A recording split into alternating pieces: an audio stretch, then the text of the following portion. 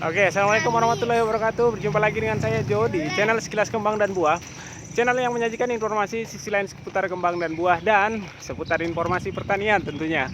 Baik pemirsa, sore ini kita akan jalan ke kebun Kebun bambu ya.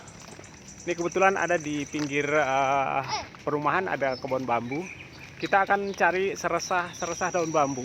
Oke, pemirsa, kita sudah sampai di area kebun bambu ya. Ini bukan kebun bambu sih sebenarnya, ada tanaman bambu yang di pinggir jalan ini agak lumayan cukup banyak dan seresahnya itu sangat banyak sekali. Nah, pemirsa, saya penasaran kenapa pohon bambu ini walaupun di musim kering seperti ini tetap masih segar bugar dan sepertinya sehat-sehat saja gitu ya. Ya, ternyata pohon bambu ini memiliki metode pemupukan otomatis ya, dengan menjatuhkan sendiri seresah daunnya di areal pangkal tanamannya. Jadi dan seresah daun inilah yang akan menjadi pupuk atau nutrisi bagi tanaman bambu ini sendiri. Ya, nanti ini yang akan kita cari tahu apa sebenarnya yang berada atau yang terkandung di dalam daun atau seresah-seresah daun bambu ini. Oke, pemirsa ya. Ya, saya sudah bawa karung dan nanti ini kita akan gunakan untuk membuat campuran media tanam. Oke, pemirsa ya. Kita eksekusi aja langsung. Baik pemirsa, bagi pemirsa yang sering ke toko pertanian nih untuk membeli pupuk, biasanya tuh pemirsa pasti pernah melihat pupuk yang namanya pupuk silika yang dijual secara khusus, ya kan? Nah, silika ini merupakan salah satu unsur hara yang sangat penting untuk tanaman. Walaupun memang bukan termasuk unsur hara esensial sih atau unsur hara yang paling penting buat tanaman, tapi unsur hara ini perannya tidak bisa digantikan loh.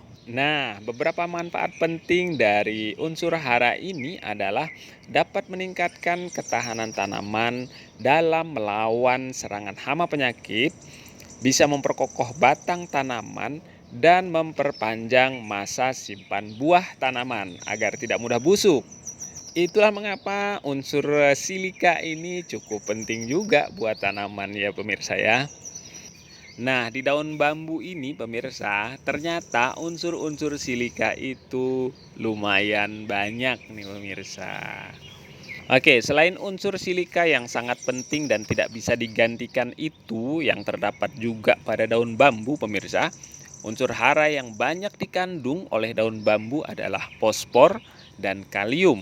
Nah, pemirsa, unsur hara P dan K pada daun bambu terbilang cukup tinggi, sehingga disarankan atau cukup bagus sekali dijadikan sebagai campuran kompos pada media tanam. Dan nanti kita akan coba menggunakan seresah daun bambu sebagai campuran media tanam ya pemirsa ya. Oke pemirsa, menurut Purwono tahun 2007, daun bambu ini juga ternyata memiliki kandungan zat aktif seperti flavonoid, polisakarida, klorofil, asam amino vitamin, mikroelemen, fosfor, dan kalium.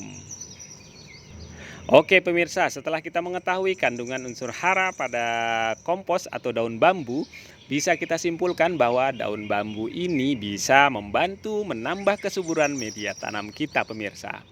Selain untuk kesuburan media tanam, ternyata pada kompos daun bambu terdapat biang jamur seperti Trichoderma, jamur antagonis yang bisa membantu melawan berbagai jenis jamur patogen pada tanaman Anda pemirsa. Nah, bagi pemirsa yang ingin mengembangkan jamur Trichoderma, pemirsa bisa memancing jamur tersebut di area sekitar perakaran rumpun bambu ya pemirsa ya.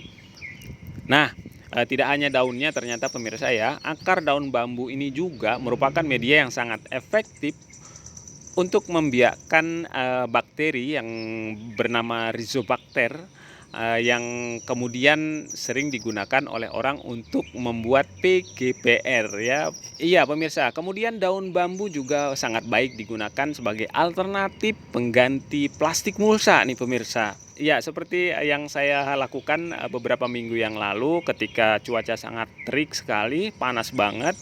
Saya coba menggunakan mulsa daun bambu nih di tanaman-tanaman yang saya tanam di dalam pot ya, walaupun di dalam pot. Bagi pemirsa yang menanam juga di di areal lahan langsung, bisa juga sebenarnya menggunakan daun bambu sebagai mulsa.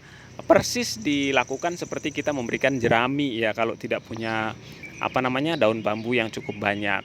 Tapi ketika daun bambu berlimpah seperti ini, biasanya di musim kering daun bambu cukup banyak sekali yang pemirsa ya. Dan ini bisa kita manfaatkan sebagai pengganti mulsa plastik atau mulsa yang ketika jerami susah didapatkan ya pemirsa ya. Iya pemirsa, bila dibandingkan dengan menggunakan serbuk kayu yang digunakan sebagai mulsa, daun bambu ini memiliki kelebihan lain. Yakni tidak membawa jamur patogen yang bisa membahayakan kesehatan tanaman pemirsa.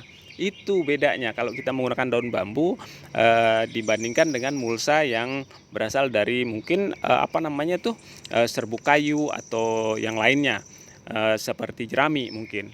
Karena kemungkinan ada bakteri atau patogen atau jamur-jamur yang patogen yang ada di serbuk kayu atau di di jerami yang terbawa dan bisa membahayakan tanaman kita justru.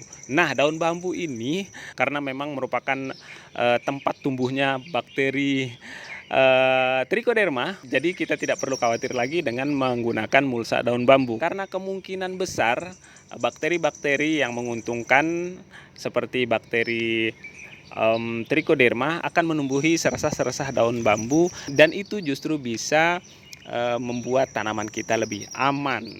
Gitu ya pemirsa ya. Oke pemirsa, mudah-mudahan informasi ini bermanfaat, tetap berkah dan menjadi buah yang baik. Wassalamualaikum warahmatullahi wabarakatuh.